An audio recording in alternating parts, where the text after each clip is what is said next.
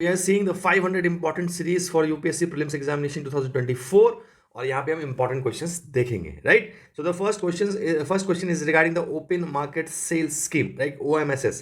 So this is what you have to see here. There are the four statements given here. First is it sells surplus stock of the wheat and rice under this scheme at predetermined price through e-auction.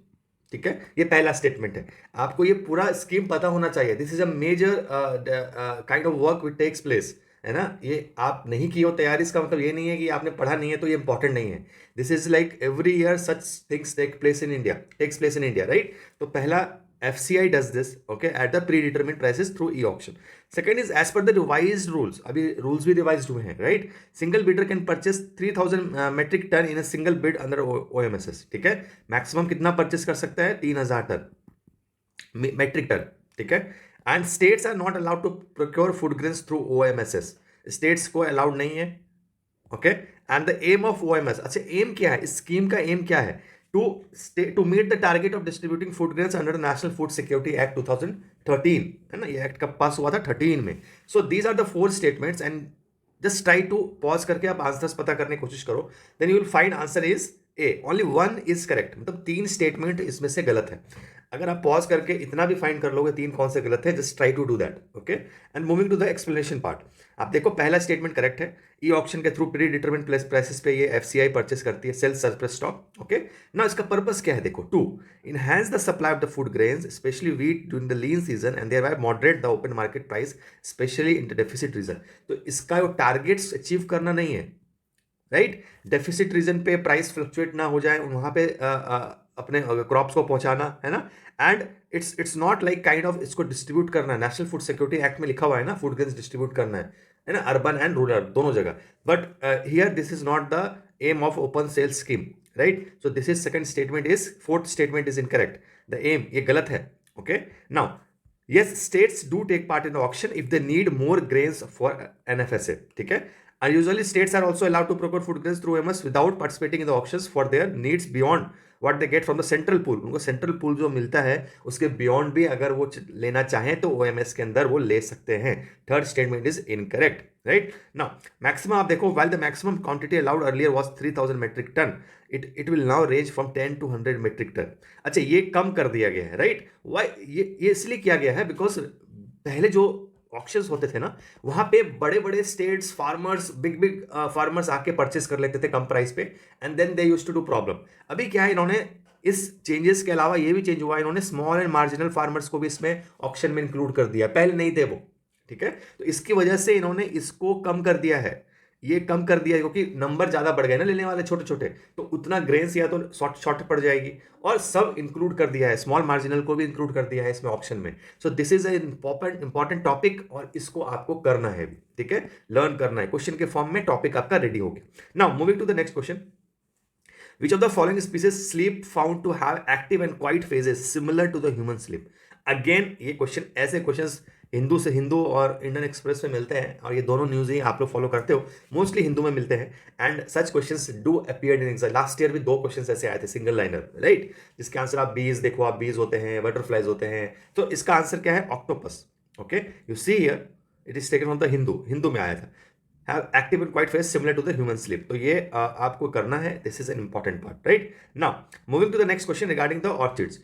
Found in the India are epiphytic, which means they can grow on the other plants for the mechanical support. Okay? इनका एक feature बताया गया epiphytic, और epiphytic का मतलब क्या होता है ये? The highest number of orchid trees are recognized from the Arunachal Pradesh, and orchids are listed in the CITES convention. Okay? CITES convention के अंदर ये लिस्टेड है. अब आप देख लीजिए आंसर क्या है इसमें. Answer is C, all three are correct. तो basically you have to learn this, right. Is basically divide to three life form, epiphytic है ना, टेरेस्ट्रियल एंड माइको हेट्रोट्रॉपिक, है ना. इन सब का डेफिनेशन दे रखा है. 60% orchids found in India, which is 75 species, are epiphytic, 447 are terrestrial, and 43 are mycoheterotropic. ठीक है. The highest number of orchid trees recorded for Arunachal Pradesh with 612 species, followed by Sikkim 560. Right? तो इसका भी आपको ज्ञान होना चाहिए. And third is you can see here, ये स्टेटमेंट भी मैं बिल्कुल ओरिजिनल डॉक्यूमेंट से लेता हूँ. ये कुछ भी मैंने विकिपीडिया से नहीं लिया है, एक भी information. Okay, and the entire orchid family listed under appendix 2 of the CITES, and hence they any trade otherwise is banned globally. So this is again कुछ थोड़ा अलग से पढ़ा है ऑर्चिड्स, राइट. तो इसका आप थोड़ा सा याद कर लोगे. Now RRIG, it's a research innovation initiative gathering. ये किसका इनिशिएटिव है, किसका प्लेटफॉर्म है? G20, ASEAN SCO UN triple C. तो आंसर इज ए, G20 का है ना। It's a new initiative G20 forum. तो इसका आप याद कर लोगे, ठीक है। Industrial park rating system, this is again important question for you. IPRS in initiative by development department of the industrial trade, है ना। एंड IPRS 2.0 फ्रेमवर्क आ गया है, राइट। ये international guidelines for the industrial park developed by the UNIDO, बहुत important statement है, उसके line पे developed हुआ है ये, ओके। ये park rating system, it aims to enhance the industrial competitiveness, ठीक है।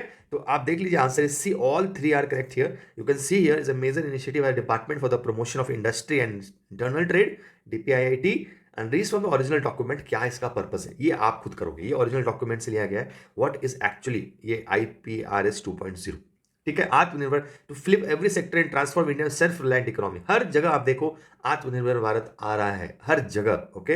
Is to establish India as a preferred investment destination globally and developing a high quality industrial infrastructure to attract a sustained flow of investment. समझ में आ गया purpose क्या है इसका, है ना। अब देखो, DPIIT इंट्रोड्यूस IPRS 2.0 की इनेबलर फॉलोइंग ब्रॉड ऑब्जेक्टिव्स। थोड़ा सा नजर डाल लो, ठीक है। इनका ये ऑब्जेक्टिव है। And globally known framework refers to developing India concept the international guidelines for the industrial park UNIDO। ये भी स्टेटमेंट करेक्ट है, ठीक है। ये स्टेटमेंट, सेकंड स्टेटमेंट ये भी सही है। सो this is for the this industrial park rating system. इसके अलावा आपको कुछ आएगा, इसके बाहर नहीं आएगा कभी भी, okay. So just go through this. And the second stage, the following methods of the plantation. ये तीन टाइप ऑफ मेथड्स है प्लांटेशन के, और 2 बार एग्जाम में आ चुका है यूपीएससी के, है ना। बहुत हर बार कहीं ना कहीं न्यूज में रहता है, और ये यूपीएससी पूछ ही लेती है, राइट। तो आंसर फॉर दिस 3, ये 3 टाइप ऑफ मेथड है। अब आपको यूपीएससी में आया है, इसका मतलब आप इसका रेफरेंस आपको आ गया होगा, राइट। तो it's Miyawaki methods and you can see here, ये फीचर्स होते हैं इसके, आप पॉज करके पढ़ोगे and you will find. Now third and very important question for you is district mineral foundation, okay. ये भी आपका यूपीएससी में आया है पहले, है ना। It shall be set up by the central government in any district affected by the mining related operation. तो सेंट्रल गवर्नमेंट इसको सेटअप करती है, मेजर चैलेंज यहां पे पता करना, ठीक है। It's major function is to authorise state governments to issue licence for the mineral exploration, ठीक है। स्टेट गवर्नमेंट को ये लाइसेंस करती है।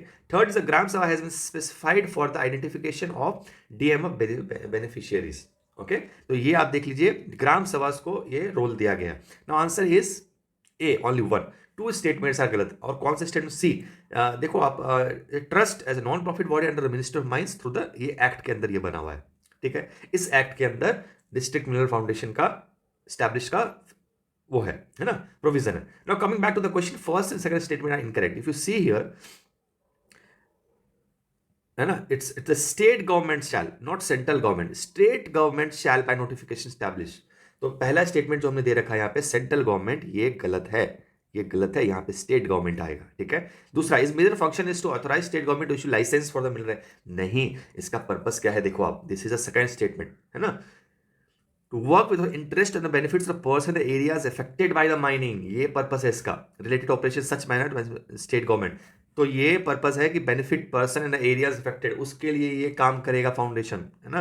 और फाउंडेशन ट्रस्ट होता है, प्रॉफिट के लिए नहीं होते, right. This is to help someone, charity type के होते हैं, राइट। तो इससे भी थोड़ा सा आप, the composition of function of district mineral shall be prescribed as well. तो सारा पावर्स जो है वो स्टेट गवर्नमेंट के पास ही दिया गया है। तो थर्ड स्टेटमेंट देख लीजिए, ग्राम सभा को, थर्ड स्टेटमेंट करेक्ट है, as per the act Gram Sabha has been specified. तो थर्ड स्टेटमेंट सही है, बाकी दोनों गलत हैं। तो last question for today is life swipe programme in Europe aims to. तो आप 4 ऑप्शन है आपके पास। लाइफ स्वाइप क्या है ये? Life swipe is regulate the number of wild life crimes. थोड़ा सा आप देख लीजिए यहाँ पे, इसका फुल फॉर्म ये है, aims to discourage and informance EU, European Union, और इनका फंक्शंस ये है। तो this is for the today 10 questions, 10 cover किया है हमने, right. Okay okay, so one thing I will tell you, like just keep on solving this. आप बैठ के देख लो, it's not taking lot of time, 10 minutes आपका लेगा मुश्किल से। फास्ट फॉरवर्ड करो, मैं ऑलरेडी फास्ट फॉरवर्ड करके इसको पुश करता हूँ। And just solve these questions and solve more and more. आपके पास इनफ टाइम है अभी, मैं आपको बार बार कह रहा हूँ, आपके पास बहुत टाइम है प्रैक्टिस के लिए। और ये सब कुछ आप जितने भी आप क्वेश्चंस देख रहे हो ना, ये आप सीखोगे जब आप प्रैक्टिस करोगे, तभी आपको सब कुछ। Only 50% you will know, 50% there will be problem. तो ये सारा इंफॉर्मेशन है जो जो क्राउड में नहीं है। ये मैगजीन्स में क्या है issue, everything is in the crowd, right. तो वो आप समझो इस चीज को, जो क्राउड में है यूपीएससी नहीं पूछता है उसको। He will only ask such questions which are you have to kind of explore, और वो आपका काम नहीं है, वो हमारा काम है। तो आपका काम बस हमें फॉलो करना है, हमारे क्वेश्चन सॉल्व करना है। सारे questions quiz plus test series के कर जाओ। I am saying you again again, कुछ भी नहीं बचेगा। You will do really good. Okay, so this is for the today. We'll see important questions tomorrow.